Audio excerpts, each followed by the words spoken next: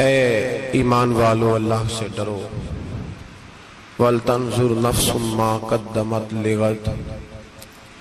ہر آدمی یہ سوچ لے کہ اس نے اپنے آگے کیا بھیجا ہوا ہے، جو اس نے آخرت کے لیے جمع کرایا ہے وہ کیا ہے، یہ غور کر لے وہ۔ وَاتَّقُوا اللَّهَ، اور پھر ڈر جاؤ اللہ سے، اِنَّ اللَّهَ خَبِيرٌ بِمَا تَعْمَلُونَ۔ فرمایا تم جتنے مرضی پردے ڈالتے پھرو، تمہارے رب کو تمہارے تمام کاموں کی خبر ہے، اسے پتا ہے تم کیا کرتے، وہ جانتا ہے۔ عزیز دوستو، بزرگوں اور بھائیوں، قرآن مجید نے دو چیزوں پر بڑا زور دیا ہے، ایک اللہ کو ماننا، اور اللہ کو ماننے کا مطلب ہے نبی پاک کو بھی ماننا۔ اللہ کو ماننے کا مطلب ہے کتابوں کو بھی ماننا، قرآن پاک کو بھی ماننا۔ لیکن دو باتیں آپ کو زیادہ ملیں گی، ایک ایمان، اور اس کے بعد سب سے زیادہ زور ہے ایمان بالآخرت پر، آخرت کو مانو۔ وَمِنَ النَّاسِ مَن يَقُولُ آمَنَّا بِاللَّهِ وَبِالْيَوْمِ الْآخِرِ وَمَا هُمْ بِمُؤْمِنِينَ۔ اللہ فرماتے ہیں کچھ لوگوں کا دعویٰ ہے کہ ہم اللہ اور آخرت پر ایمان رکھتے ہیں، حالانکہ وہ ایمان نہیں رکھتے، دعویٰ کرتے ہیں، نفاق کا مظاہرہ کرتے ہیں، منافقت کرتے ہیں۔ جو اللہ کو ماننے والا ہوتا ہے اس کا رنگ اور ہوتا ہے، جس کو پتا ہوتا ہے قیامت کے دن اللہ کے حضور کھڑے ہونا ہے، اس کے اعمال یہ نہیں مانتے، کہتے ہیں ہم مانتے ہیں، پر مانتے، دعویٰ ہے کہ ہم مانتے ہیں آخرت کو بھی اور اللہ کو بھی، پر نہیں مانتے۔ قیامت قائم ہونا ضروری ہے، اگر وقوع قیامت نہ ہو تو ظالم کی تو موجیں لگ گئیں، جابر تو موج کرے گا، فاسق اور فاجر تو کہیں گے دنیا میں بھی ہم اپنے اقتدار کے زور پر جیتے رہے، آج بھی ہمیں پوچھنے والا کوئی نہیں۔ عقلاً نقلاً قیامت کا قائم ہونا ضروری ہے۔ قیامت قائم ہوگی تو مظلوم کو اس کے ظلم پر داد رسی کی جائے گی اور ظالم کو سزا ملے گی۔ ایک آدمی ساری زندگی دنیا کے اندر لوٹ مار کرتا رہا، دھوکہ فریب فراڈ کرتا رہا، اس کی راتیں شراب و کباب میں گزر گئیں، وہ مرے اور بات ختم ہو گئی، ٹھیک ہے موج کر کے چلا گیا۔ ایک آدمی ساری زندگی اس نے اللہ تبارک و تعالیٰ کی رضا کے لیے اپنی نظر کی حفاظت کی، زبان کی حفاظت کی، یہاں تک کہ دل کی بھی حفاظت کی، وہ بھی مرے تو معاملہ ختم ہو گیا۔ اس طرح تو پھر سرکش کا کچھ بنے گا ہی نہیں، نظام زندگی ساری اس کی سوچ ختم ہو کے رہ جائے گی اگر قیامت قائم نہیں ہوتی۔ قیامت کا قائم ہونا حق ہے، اس لیے قرآن مجید نے ایک جگہ پہ نہیں 20 جگہ پہ یہ بیان فرمایا ہے کہ قیامت ضرور قائم ہوگی، قیامت، اور وہ قائم ہو کر اپنے سارے لوازمات سمیت قائم ہوگی۔ میرے نبی پاک صلی اللہ علیہ وسلم نے فرمایا مظلوم کو حق ملے گا، ظالم کو سزا ملے گی۔ جابر اس دن اللہ کی بارگاہ میں رسوا کیے جائیں گے، جن پر جبر کرتے رہے انہیں اللہ کے حضور سے عطا کیا جائے گا۔ قیامت کا وقوع ہونا ضروری ہے، اور قیامت تو جب قائم ہوگی تب ہوگی، دنیا میں بھی ایسا ہوتا ہے۔ ظلم کا انجام ٹھیک نہیں ہوتا، جبر کا انجام، جھوٹ کی زندگی لمبی نہیں ہوتی، دھوکے فریب فراڈ ملمہ سازی، ان چیزوں کی عمریں اللہ نے تھوڑی رکھی ہیں۔ وقتی طور پر ظالم کو، دھوکے باز کو، جابر کو جو مہلت ملتی ہے وہ سمجھتا ہے میری سیاست کام کر رہی ہے،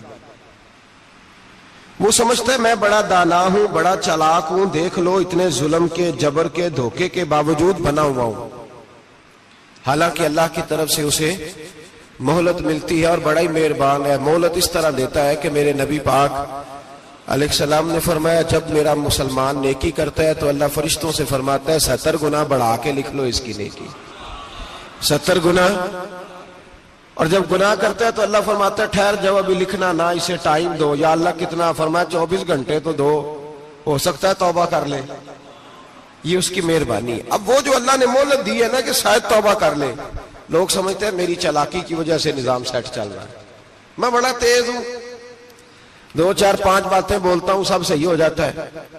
لوگ اس کو اپنی دانائی سمجھ لیتے ہیں، حالانکہ وہ اللہ کی طرف سے. فرعون نے کئی 100 سال حکومت کی اور اس طرح اس نے ظلم کیے کہ لاکھوں اور ہزاروں بچے قتل ہی کرا دیے. 12,000 عورتوں کے پیٹ میں حمل تھا، اس نے ضائع کرا دیا. جب حضرت موسیٰ علیہ السلام اپنی قوم کو لے کے نکلے، رستے میں دریا آ گیا، فرعون پیچھے لگا ہوا تھا. وَإِذْ فَرَقْنَا بِكُمُ الْبَحْرَ فَأَنْجَيْنَاكُمْ. اللہ فرماتے تمہارے لیے میں نے دریا کو پھاڑا اور تمہیں نجات دے دی. وَأَغْرَقْنَا آلَ فِرْعَوْنَ، اور فرعون کو غرق کر دیا. وَأَنْتُمْ تَنْظُرُونَ، تم کھڑے دیکھ رہے تھے.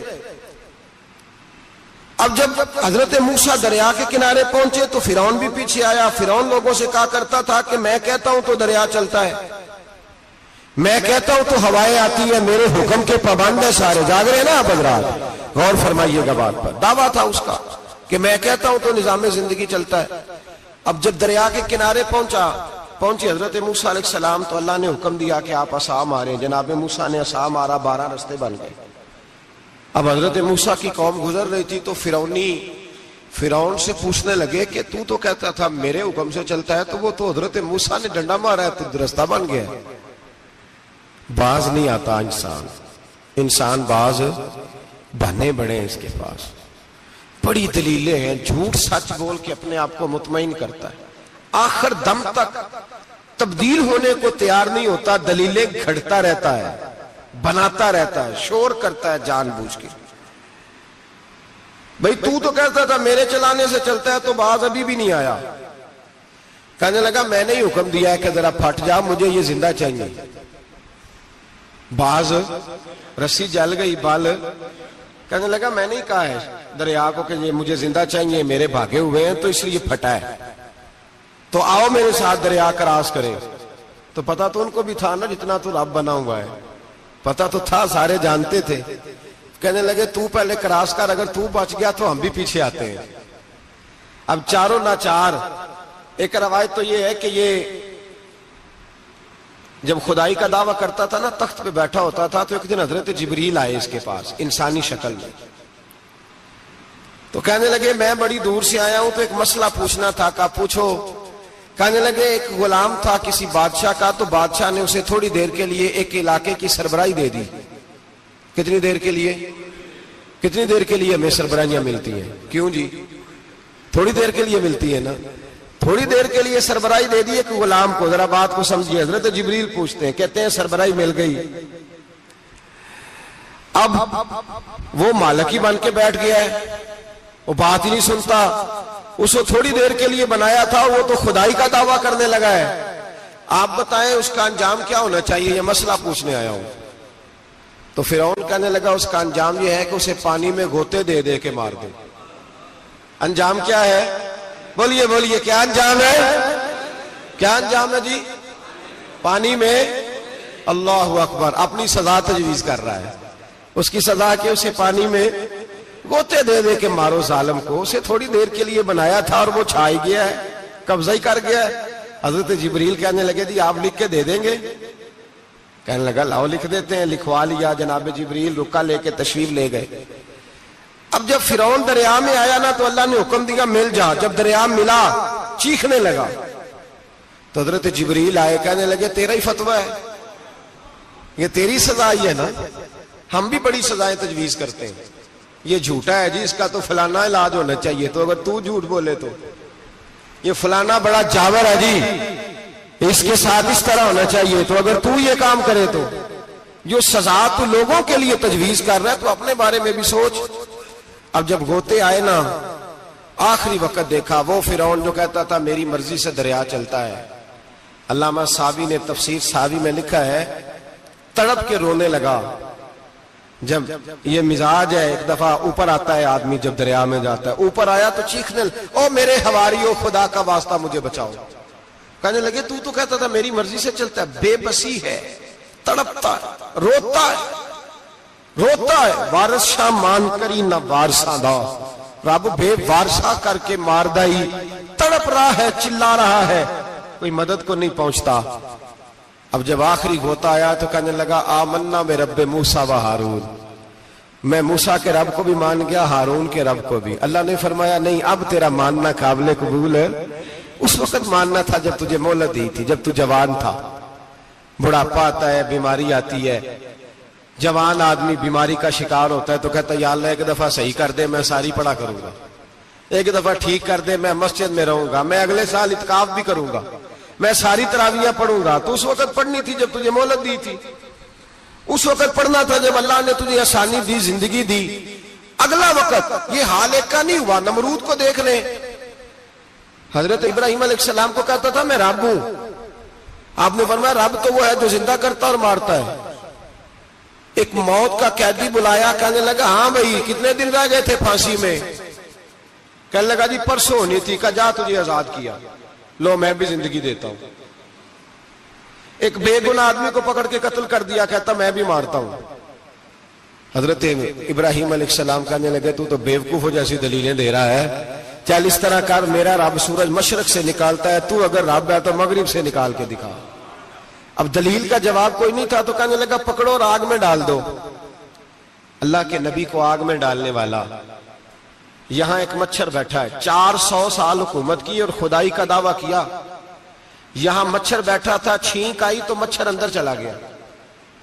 پہلے دربار کا ادب یہ تھا کہ جو آئے سجدہ کرے، اب اس کے سر پہ کوئی چیز مارتا تھا تو اسے سکون ہوتا تھا، مچھر تھوڑی دیر کے لیے اس کا دماغ چھوڑتا تھا۔ او بھائی یہ اس دھرتی پہ اللہ نے لوگوں کو نظارے دکھائے اور ہمیں سمجھانے کے لیے دکھائے، ہمیں تفکر کی، غور کی دعوت دی کہ دیکھ لینا، اپنے عمل کو پرکھنا۔ تمہارے عمل حضرت موسیٰ کے فرما برداروں جیسے ہیں، جناب ابراہیم کے فرما برداروں جیسے ہیں، یا بن کے بیٹھ گئے ہو؟ اب دربار کا ادب یہ ہے، بے بسی کا یہ حال ہے کہ جوتے لٹکتے ہیں دربار میں، جو آتا ہے جوتا کھینچتا ہے، اور ادب یہ ہے کہ 10 جوتے نمرود کے سر پہ مارو، اور 400 سال جوتے لگتے رہے۔ روتا تھا، جو آدمی آتا تھا منتیں کرتا تھا، کہتا تھا کہیں سے کوئی دوائی مل جائے گی۔ پاگلوں جیسی زندگی گزاری، پاگلوں جیسی سخت۔ وہ تو حساب، وقوع قیامت تو حساب ہوگا ہی۔ یہاں لوگ پاگل ہو کے مرتے ہیں، معاذ اللہ، نفسیاتی مریض ہو کے مرتے ہیں۔ یہاں آخری وقت اتنا سخت آتا ہے کہ دنیا موت کی دعائیں مانگتی ہے۔ میرے بھائی جب انسان ظلم کرتا ہے تو بھول جاتا ہے کہ شاید مجھے پوچھے گا کوئی نہیں، جب وہ زیادتی کرتا ہے تو بھول جاتا ہے، جب وہ کسی کا حق کھاتا ہے تو وہ کہتا ہے شاید اس کا تو وارث ہی کوئی نہیں جس کو میں لوٹ رہا ہوں۔ لیکن جب اللہ کی پکڑ آتی ہے، حجاج بن یوسف ظالم تھا، اس نے اچھے کام بھی کیے تھے۔ قرآن پاک پر زیر زبر آراب حجاج بن یوسف نے لگوایا۔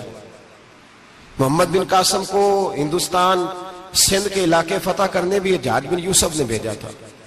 ساری خوبیاں اپنی جگہ پر، ظالم بہت بڑا تھا۔ کسی آدمی نے اس کے سامنے کونے کی طرف منہ کر کے ساتھ والے سے بات کر لی تو کہنے لگا میرے خلاف کیا، اس کو لے جاؤ، 2 ٹکڑے کر کے واپس لے آؤ۔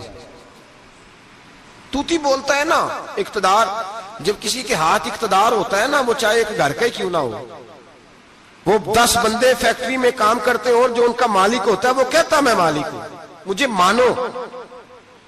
جب تو صاحب اقتدار ہوتا ہے نا، جب تو سسر بن کے بیٹھتا ہے اور کسی غریب گھر کی بہو آتی ہے 2-4 تو کہتا میرا اقتدار ہونا چاہیے، جب میں کھانسنے لگوں تو ہر آدمی کے ہاتھ میں ٹشو پیپر ہونا چاہیے، جب میں بولنے لگوں تو بندھے ہوئے ہاتھوں سے ہر آدمی جی جی کرتا ہوا کھڑا ہونا چاہیے۔ جس آدمی کا، اور یہ کام بہو بھی کرتی ہے کئی دفعہ، وہ بھی کہتی ہے کہ تمہیں پتا نہیں میں کتنا لمبا چوڑا جہیز لے کے آئی ہوں، جب میں سونے کے لیے اپنے بیڈ روم میں جاؤں تو خبردار بوڑھے بابے کو اجازت نہیں کہ وہ کھانسے۔ اماں کو چاہیے کہ اگر اس کو بڑی سخت پیاس بھی لگی ہے تو میرے سوتے سوتے باورچی خانے میں برتن نہ کھٹکھٹائے۔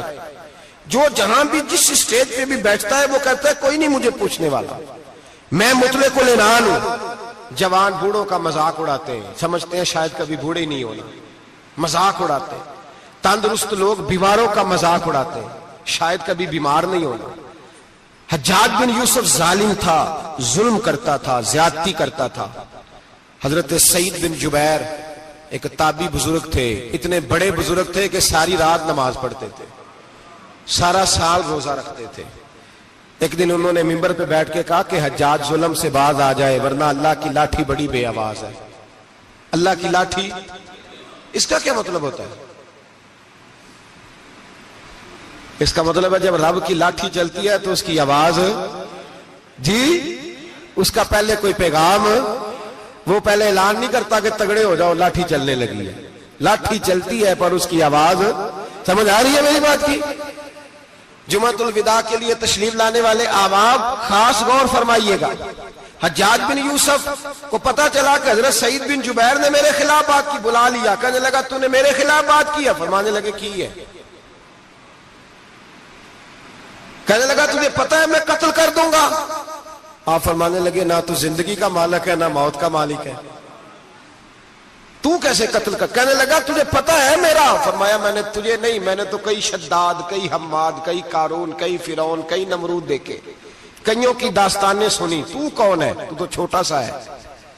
ایک جملہ ہے ملا جلال الدین رومی کا، بڑے درویش تھے، ایک بات کہہ گئے، کہنے لگے نمرود جتنے پیسے نہیں، فرعون جتنی حکومت نہیں، قارون جتنی دولت نہیں، ورنہ فرمانے لگے میرے زمانے میں بھی کئی لوگوں کا خدا بننے کو دل کرتا ہے، کئی لوگوں کا دل کرتا ہے، لیکن نمرود جتنے پیسے، فرعون جتنی طاقت اور قارون جتنی دولت نہیں، ورنہ ہو سکتا ہے لوگ دعویٰ کر جائیں معاذ اللہ ثم معاذ اللہ۔ یہ آج سے کئی سو سال پہلے وہ کہہ رہے ہیں، آج تو حالات بڑے ابتر ہیں، اس کی نسبت خطرناک۔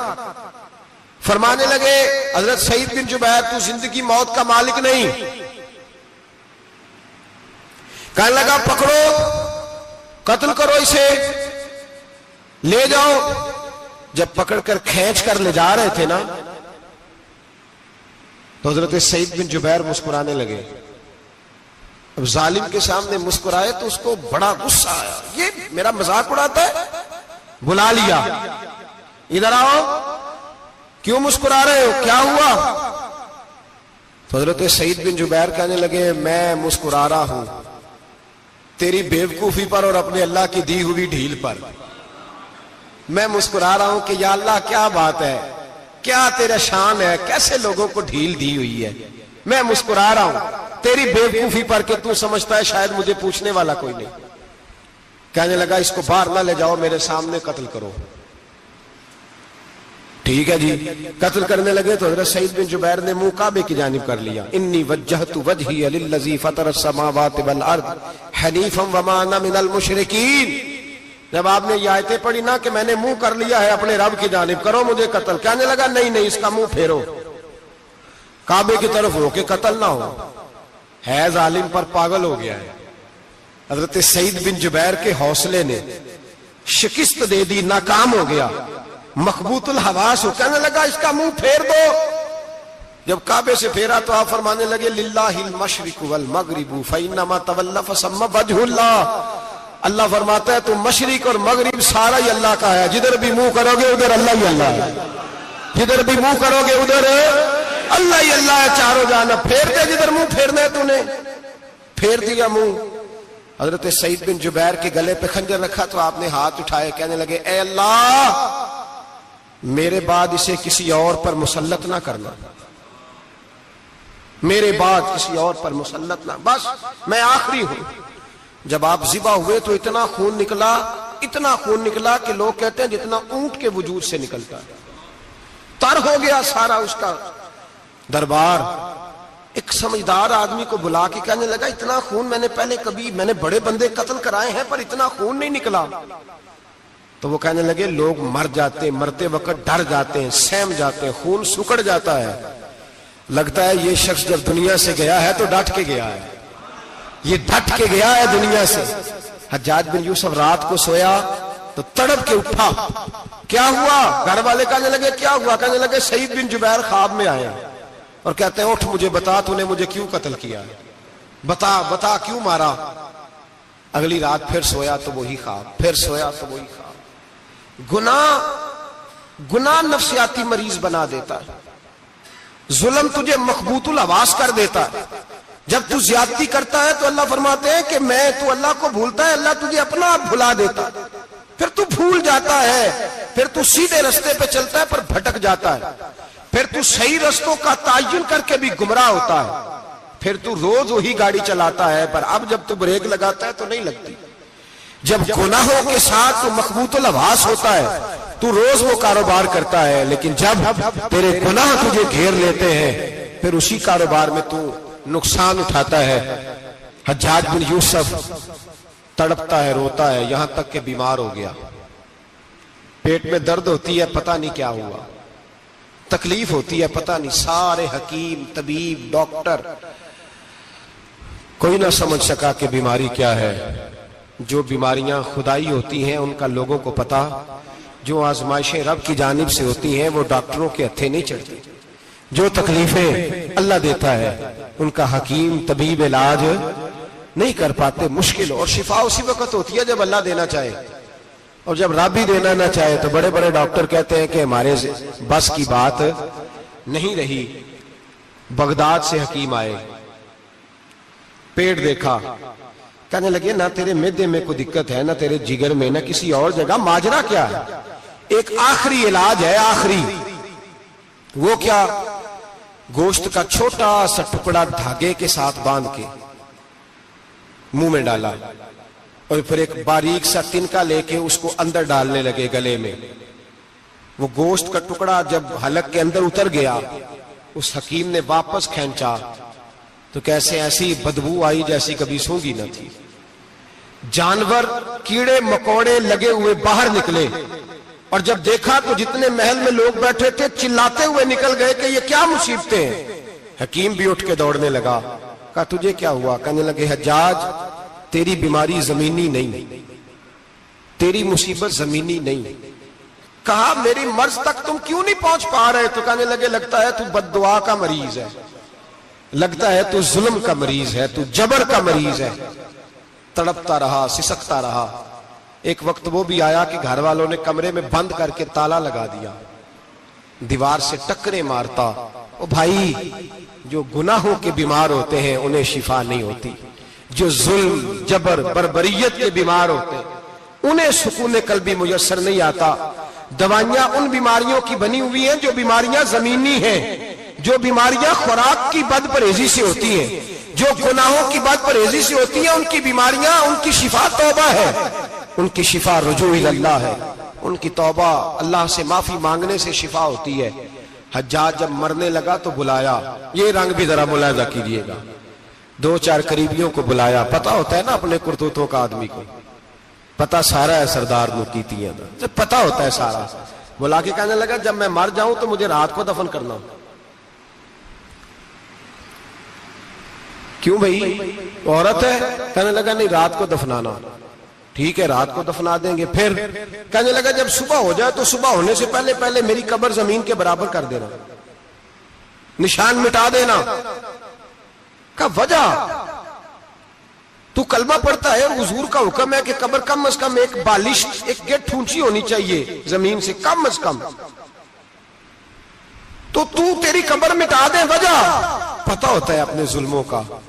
کہنے لگا مجھے پتہ ہے لوگ میرے مرنے کے بعد میری قبر بھی نہیں چھوڑیں گے، دنیا میں تو میرے جبر کی وجہ سے کوئی آ نہ سکا، لیکن میری قبر بھی لوگ جنازوں میں باتیں شروع کر دیتے ہیں۔ جنازوں میں نے ایسی بھی داستانیں سنی ہے کہ کوئی مرا تو لوگ جوتوں کا ہار قبر پہ ڈال آئے۔ نہیں بھائی، تو جب زندہ تھا تو تیرے جبر ظلم کی وجہ سے نہیں کو بول سکا۔ ایک تو ہے قیامت میں حساب ہوگا، یہاں دنیا میں حساب ہونے لگتا ہے۔ اتنی لمبی زبانیں لوگوں کی لٹک کر مرتے وقت باہر نکل آتی ہیں۔ دعا کریں، جمعہ ہے، اللہ تعالیٰ ایمان کی موت عطا فرمائے۔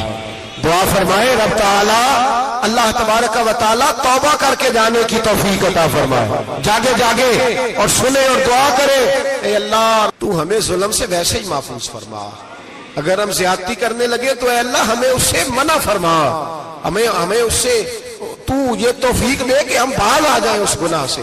میرے بھائی، ایک تو دنیا میں سزا ہے، پھر قیامت کی سزا ہے، اور وہ زیادہ سخت ہے، وہ زیادہ سخت ہے۔ ہم لوگوں نے نا ہیلے بہانے بڑے بنائے ہوئے ہیں۔ بینک کے ساتھ کاروبار کرنے والا کہتا ہے نہیں مجبوراً لیا ہے، مجبوراً مر رہا تھا تو آخری لبوں پہ تھا تو جائز ہے، جائز ہے۔ اس وقت جب تجھے کھانے کو لقمہ نہ لگے تو حرام کھانا بھی جائز ہے، کیا دقت تھی؟ کیوں اللہ رسول کے مقابلے میں کھڑا ہوا تو؟ کیوں سود کا دھندا کیا؟ کیا تکلیف تھی, کہاں تو الجھ گیا تھا؟ ہم جان بوجھ کے اپنے لیے جہنم کٹھی کرتے ہیں, پھر کہتے ہیں سکون نہیں زندگی میں. کہاں سکون آئے گا, کیسے آئے گا؟ ہم نے خود آگ لگائی ہے چمن میں اپنے. جو قیامت کی سزا ہے, میرے نبی پاک علیہ السلام نے فرمایا رب تمہیں سامنے کھڑا کرے گا. اور کس طرح کھڑا کرے گا؟ فرمایا لوگوں کے وجود سے کپڑے اتر جائیں گے, زمین اس طرح دہکے گی جس طرح تانبا زمین پہ رکھا جائے اور آگ جلائی جائے. تانبا دیکھا آپ لوگوں نے؟ یہ بھی گرمی گزری ہے نا, تو فرش پر جب سورج پڑتا تھا تو ننگے پاؤں چلا نہیں جاتا تھا. صحیح کہہ رہا ہوں؟ ننگے پاؤں, بچے کا پیر زمین پہ لگتا تو چیخ اٹھتے, کہتے ہیں اوہ جل گیا پیر. حالانکہ یہ فرش دنیا کے, اور اگر تانبے کے اندر خاصیت ہے کہ اگر کوئی دھات جلدی اور زیادہ گرم ہوتی ہے تو وہ تانبا ہے. میرے نبی نے مثال دی تو اس کی دی جو سخت تھا. فرمایا تانبے کی طرح زمین تپائی جائے گی اور پھر ننگے پاؤں رب تمہیں کھڑا کرے گا. آج سورج کی پشت تمہاری جانب ہے, قیامت میں منہ تمہاری جانب ہوگا.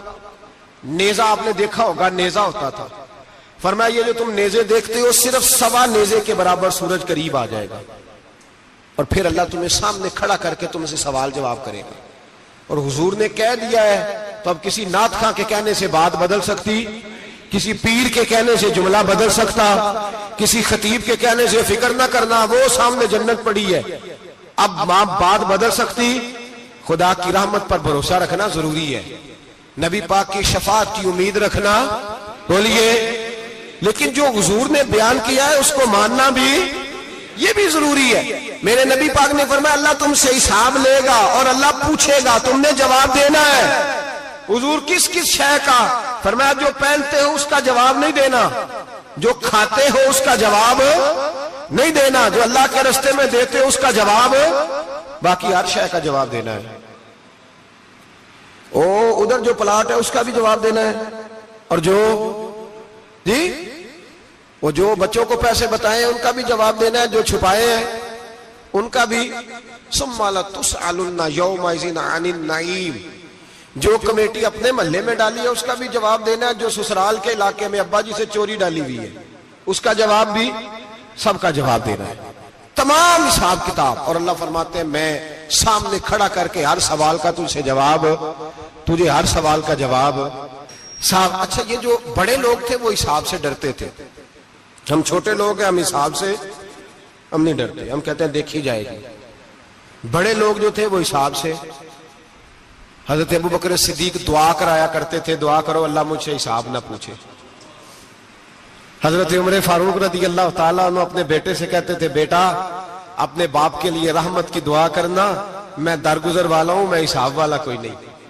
بڑے لوگ ڈرتے تھے, بڑے لوگ. حضرت عثمان غنی قبر پہ کھڑے ہوتے تھے تو داڑھی آنسوؤں سے بھیگ جاتی. غلام کہتے ہیں حضور 3 دفعہ نبی پاک نے آپ کو جنت کی بشارت دی ہے, 3 دفعہ بشارت دی ہے, تو آپ کیوں اتنا روتے ہیں؟ عثمان غنی فرماتے جس رسول نے مجھے جنتی کہا ہے اسی محبوب نے مجھے فرمایا تھا عثمان قبر آخرت کی منزلوں میں سے پہلی منزل ہے. اور آپ فرماتے میرے تو کمرے میں دیا گل ہو جائے تو مجھے ڈر لگتا ہے, اس میں تو مکمل اندھیرا ہے. آپ فرماتے کھڑکیاں بند ہو تو دم گھٹنے لگتا ہے, اس کو تو دروازہ ہی کوئی نہیں, روشن دان تک نہیں. بھائی جو بڑے تھے وہ ڈر رہے تھے. مولا علی شیر خدا نماز کا وضو کر کے کانپتے تھے, کانپتے. علی آپ مرحب کے سامنے نہیں کانپے, خیبر کا دروازہ اکھاڑتے نہیں کانپے, بدر احد خندق حنین اور خیبر میں نہیں کانپے, تو یہاں آپ فرمانے لگے مالک کے سامنے جاتے ہوئے ڈر آتا ہے. بڑے لوگ کانپتے تھے, بڑے لوگ. آج کون سا جمعہ ہے؟ سارے بولیے. حالانکہ یہ اگلے سال دوبارہ آئے گا, ہمارا نہیں پتا کہ ہم ودا ہو جائیں کہ کیا بنے. یہ کون سا جمعہ ہے؟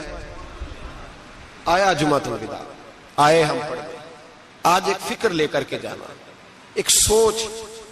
جہاں روز رات کو بیٹے کی ٹینشن, بیٹی کی ٹینشن, بھائی کی ٹینشن, پوتے کی ٹینشن ہوتی ہے نا, ایک ٹینشن اور اپنے آج ایک ٹینشن بڑھا لو, قبر کی ٹینشن پیدا کر لو, قیامت کی تھوڑی سی فکر کر لو, تھوڑی سی, ایک لمحے کے لیے صحیح تھوڑا خیال پیدا کرے.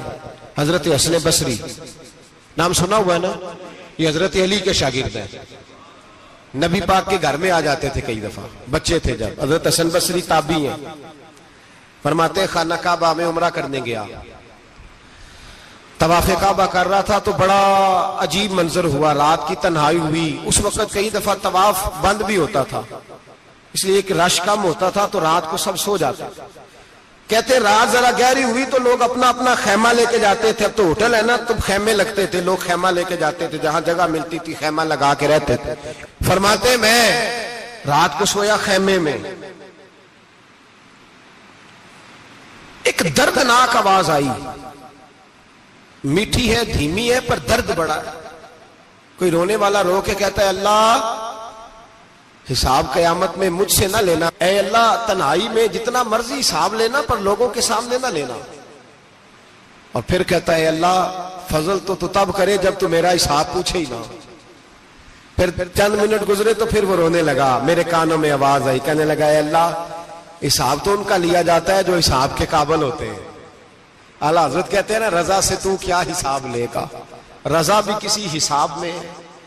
اے اللہ میں قابل نہیں، مجھ سے حساب نہ لینا. کہتے تھوڑی دیر گزری تو پھر وہ رونے لگا، پھر ذرا سانس سنبھلے تو پھر کہنے لگا اے اللہ میں تو لوگوں کو کوئی بندہ حساب پوچھ لے تو نہیں دے سکتا، میں تجھے کیسے حساب دوں گا. پھر تڑپنے لگا. کہتے تھوڑی دیر گزری تو پھر ایک لفظ انہوں نے کہے رونے والے نے، کہنے لگے اللہ دیکھ تیرے محبوب کا فرمان ہے جو معافی مانگے تو اسے معاف کر دیا کرتا ہے. اے اللہ میں معافی مانگنے آیا ہوں اور مسجد نہیں آیا، میں کعبۃ اللہ ہی آ گیا ہوں. کہتے ہیں وہ اتنا روئے کہ چیخ آئی ان کی، اور جب دھڑام سے کوئی زمین پہ گرا تو میں پریشان ہوا کہ اب تو بے ہوش ہو گیا. فرماتے ہیں میں زور سے اٹھا فٹافٹ اور اس شخص کی طرف بڑھا. میرے دل میں خیال ہے کوئی گناہگار ہے بیچارہ، تو چلو میں بھی دعا کرتا ہوں، اس کو کہتا ہوں بیٹے فکر نہ کر اللہ تیری مدد کرے گا. فرماتے ہیں میں گیا اس نیت کے ساتھ کہ میں کہوں گا چلو اٹھو تم بھی دعا کرو میں بھی کرتا ہوں، اللہ ہم سے حساب نہ پوچھے. کہتے میں گیا تو وہ شخصیت بے ہوش پڑی تھی، کالے سیاہ بال ان کے چہرے پہ بکھرے ہوئے تھے. کہتے ہیں لوگوں جب میں نے زلفیں ہٹائیں چہرے سے تو میرا وجود کانپنے لگا آسمان ٹوٹ پڑے گا، زمین پھٹ جائے گی، ستارے بکھر جائیں گے، آج بہہ جائیں گے سمندر. فرماتے ہیں میری چیخیں نکل گئی. یہ کوئی گناہگار تو نہیں، یہ تو حضرت فاطمہ کے پوتے امام زین العابدین ہے، یہ تو امام حسین کا وہ بیٹا ہے جو کربلا میں تنہا بچے تھے. فرماتے ہیں میں امام کا چہرہ دیکھا تو بھاگ کے آیا اور میں نے اپنی داڑھی ان کے پیروں کے ساتھ مس کی اور میں نے کہا حضور اٹھئے. امام اٹھے تو میں نے کہا شہزادے تیرے تو اشارے سے اللہ کئی گناہگاروں کو بخشے گا، تیری تو دعا سے اللہ بخشے گا، یہ کیا کر رہے ہو؟ تو امام زین العابدین کہنے لگے حسن بصری ادھر آ یار، ادھر آؤ بزرگو، میرے دادا کے پاس رہنے والے ہو، میں نے نا آج ہی سنا ہے کہ اس کا عذاب بڑا سخت ہے، آؤ میرے لیے دعا کرو اللہ پاک مجھ سے حساب نہ پوچھے. کہا حضور نہ کریں. اب فرمانے لگے تجھے نہیں پتا کچھ چیزیں ایسی ہیں کہ رب نے اگر حساب پوچھا تو میں واقعی جواب نہیں دے پاؤں گا، چل کر میرے لیے دعا. کہتے میں نے ہاتھ باندھے حضور میں نہیں کرتا. اٹھا کہہ. فرماتے میں نے ہاتھ اٹھائے، میں نے کہا اے اللہ تیرے رسول کا شہزادہ ہے، یہ تیرے رسول کا شہزادہ ہے، یہ کہہ رہا ہے تو فضل کر. وہ بھائی جو بڑے تھے وہ تو تڑپتے تھے، سسکتے تھے. ابو علی ہیتی کہتے خانہ کعبہ میں پتھر پہ سر رگڑ رگڑ کے کوئی بوڑھا کہہ رہا تھا اے اللہ اول تو حساب نہ لینا اور اگر لینا تو مجھے اندھا کر کے اٹھانا، میں تیرے نیک بندوں کے سامنے شرمندہ نہیں. اقبال رو پڑے. اقبال کچھ لوگوں نے لکھا ہے یہ آخری ربائی ہے ڈاکٹر اقبال کی، آخری. اس کے بعد شاید اس نے کلام نے کچھ سیرت نگاروں کا خیال ہے. اقبال مدینے کی طرف منہ کر کے کہنے لگے تو غنی از ہر دو عالم من فقیر. اللہ تو غنی ہے میں تو فقیر ہوں. روز محشر عذر ہائے من پذیر.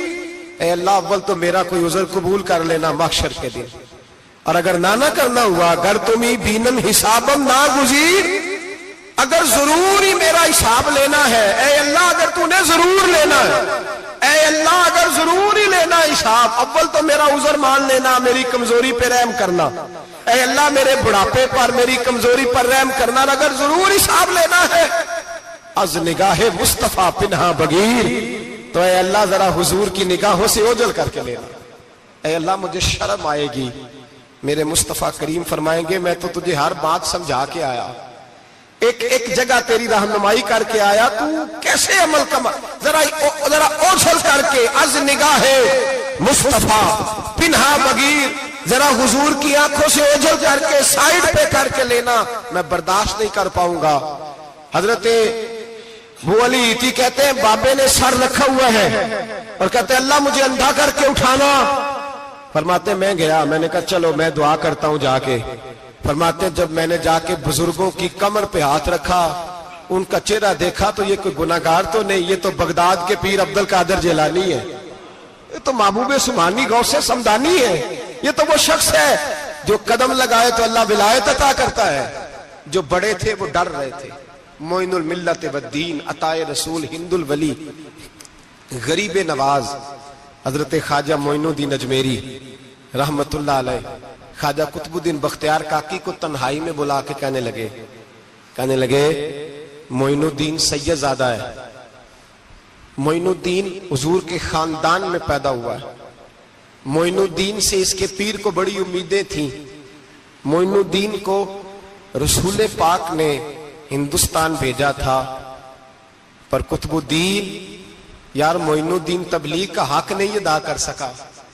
حضرت خواجہ قطب الدین کہنے لگے حضور 90 لاکھ تو مسلمان کر دیے، اور کیا حق تھا؟ فرمایا نہیں، جب تو تہجد کی نماز پڑھے نا بیٹا اپنے لیے دعا مانگنا تو خدا سے کہنا مولا میرے پیر کی کوتاہیاں معاف کر، وہ جس اعزاز کا تھا وہ کام نہیں کر سکتا، جو بڑے تھے ان کی تو باتیں بڑی تھی، یہ جو ہم چھوٹے آئے ہیں نا نئے، ٹکٹیں دیتے پھرتے ہیں، ٹکٹیں، بے نمازی جاہل ان پڑھ پیر ٹکٹیں بانٹتا ہے لوگوں کو، تو بھی بخشا ہے تو بھی بخشا ہے، وہ 90 لاکھ لوگوں کو رائے حق پر لگا کے بھی کہتے تھے نہیں حق تو یہ ہے کہ حق ادا نہ ہوا، حق تو یہ ہے کہ حق، کوئی شے پلے نہیں، ڈٹا ہوا کھڑا ہے مسلمان، ڈٹا ہوا، یہ حساب سنے۔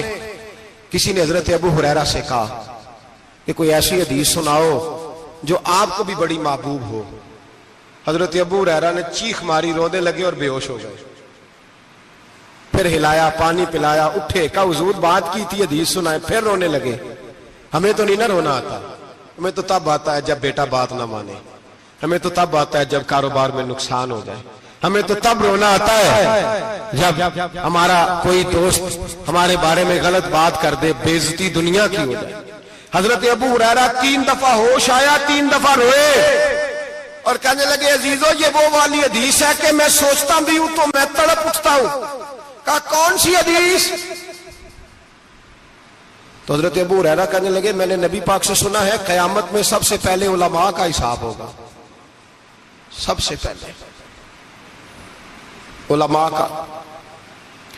رب کریم فرمائے گا تمہاری دین کے نام پر بڑی موجیں تھیں، تمہارے بڑے پوسٹر چھپتے تھے، لائنیں بنا کے لوگ تمہارے ہاتھ چومتے تھے، لوگ تمہاری گڑی کو بھی چومنا اپنے لیے سعادت سمجھتے تھے۔ بتاؤ میرے رسول کے نام پر کھانے والوں کیا کر کے آئے ہو؟ عمل بتاؤ، عمل، موج بڑی کی نا تم نے، بتاؤ عمل۔ علماء عالم عرض کرے گا اے اللہ میں جگہ جگہ تیرے رسول کے دین کی بات کرتا تھا، میں قرآن کے درس دیتا تھا، میں راتیں بیدار رہ کے تیاریاں کرتا تھا، میں جو بن سکا کیا۔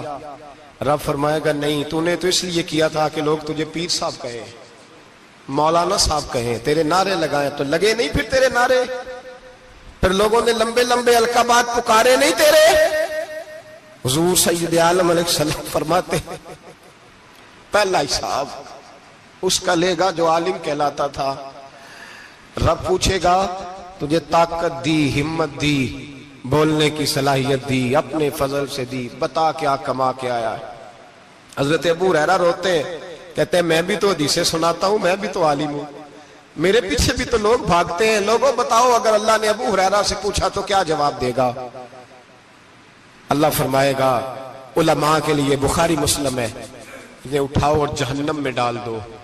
امام غزالی فرماتے ہیں اگر کسی عالم کو سزا ملی تو سخت سخت عالم کو ملے گی۔ دعا فرمائے اللہ میرے جیسے لوگوں کو ہدایت کا رستہ عطا فرمائے، اور جو کہتے ہیں سمجھتے ہیں اللہ اس پر عمل کی توفیق عطا فرمائے۔ فرمایا حضرت ابو ہریرہ نے دوسرے نمبر پر سخی اللہ کی بارگاہ میں کھڑا کیا جائے، مالدار۔ رب فرمائے گا بول، کچھ ایسے بھی تھے جن کے پاس شام کی روٹی نہیں تھی، تجھے میں نے تیری تجوری بھر کے تجھے دولت عطا کی، تجھے وراثت میں نے مربے دیے، جائیدادیں دی، بتا۔ وہ کچھ وہ تھے سویرے مزدوری کرنے جاتے تھے، کما کے لاتے تھے، ہزاروں روپیہ تیری بینک میں پڑا تھا، بتا کیا کیا تو نے؟ اے اللہ میں نے مسجد میں دیے، مدرسے میں دیے، 30 دن افطاریاں پکاتا رہا۔ اللہ فرمائے گا تو جھوٹ بولتا ہے، تو سارا کچھ اس لیے کرتا تھا کہ لوگ تجھے سخی کہے۔ ہاں ہاں تیرا اعلان ہوا مسجد میں، لوگوں نے کہا وہ دیکھو کتنے پیسے دے رہا ہے، اس کا وہ دیکھو نام لکھا ہوا ہے ہسپتال کے ایک کونے میں کہ یہ والا بلاک فلاں سیٹھ صاحب نے بنایا، یہ دیکھو لکھا ہوا ہے کہ یہ کمرہ مدرسے کا اس نے بنایا، تو لکھ دیا گیا، نعرے لگ گئے، اب جا دوڑ جا۔ اللہ جہنم میں پھینک دے گا۔ فرمایا پھر شہید کھڑا کیا جائے گا۔ ہاں بھئی تجھے طاقت دی، ہمت دی، بتا کہاں خرچ کی، کہاں؟ اے اللہ شہید ہی ہو گیا۔ فرمایا وہ تو اس لیے ہوا تھا کہ لوگ تجھے شہید کہیں، بہادر کہیں، تیرے نام پہ روڈ کا نام رکھا جائے، تمغہ حسن کارکردگی ملے، سو مل گیا۔ میرے لیے بتا کیا کر کے آیا ہے میرے لیے؟ اسے اٹھاؤ اور جہنم میں پھینک دو۔ بھائیو عذاب کڑا ہے، عذاب سخت ہے، حساب سخت ہے، اور جو حساب لینے والا ہے اس کو میں تراویح ہو رہی تھی تو قاری صاحب نے ایک سورہ یاسین شروع کی، وَامْتَازُوا الْيَوْمَ أَيُّهَا الْمُجْرِمُونَ۔ اللہ فرماتا ہے قیامت میں کہوں گا مجرم جو ہے نا وہ صفوں سے باہر آ جائے، صفوں سے باہر آ جائے۔ ایک ہمارے فزکس کے ٹیچر ہوتے تھے تو بڑی سخت چھڑی مارتے تھے، تو جب وہ قد بھی بڑا تھا، جلال بھی بڑا تھا، اور اصول بڑے اچھے انسان تھے لیکن سخت تھے، تو مجھے یاد آتا تھا کہ جب وہ سویرے آ کے کہتے جس نے کام نے لکھا وہ باہر نکل آئے، 2 قسم کی چوٹ لگتی تھی۔ ایک تو خیال یہ آتا تھا کہ شرمندگی بڑی ہوگی کہ سارے سٹوڈنٹ بیٹھے ہیں اور 2 3 4 ان کو کہا وہاں مرغے بن جاؤ، بڑی شرم آتی تھی۔ اور پھر جب وہ مارتے تھے تو اتنا سخت مارتے تھے کہ کئی کے دن تکلیف رہتی تھی، بتایا نہیں جاتا تھا۔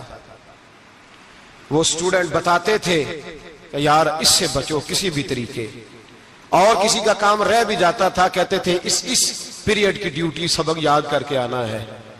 سخت ٹیچر کے بارے میں تیرا میرا یہ رویہ ہے۔ تو یاد آ رہا تھا جب وہ کہہ رہے تھے نا وَامْتَازُوا الْيَوْمَ أَيُّهَا الْمُجْرِمُونَ، تو میں صف میں کھڑا تھا تو 2 قطرے میرے بہہ گئے آنسو کے۔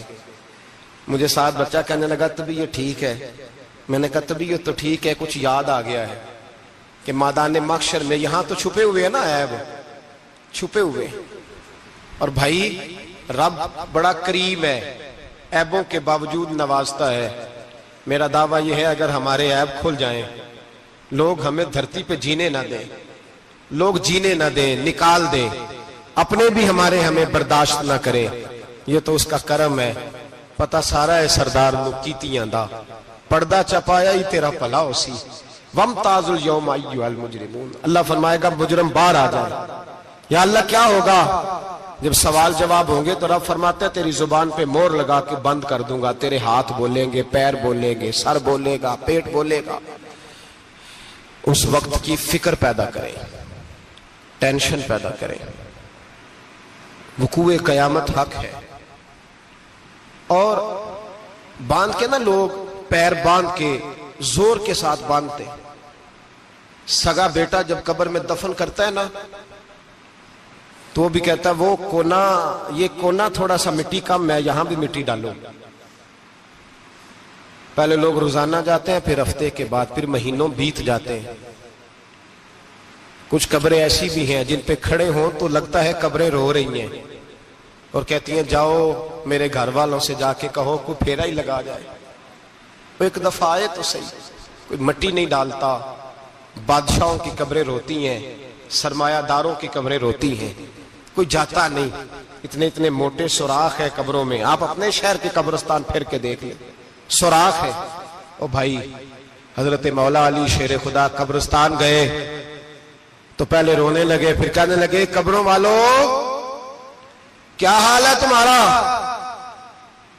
تو آپ فرماتے ہیں مردہ مجھے اندر سے بول کے کہنے لگا علی کفن پھٹ گیا، ہڈیاں ٹوٹ گئی.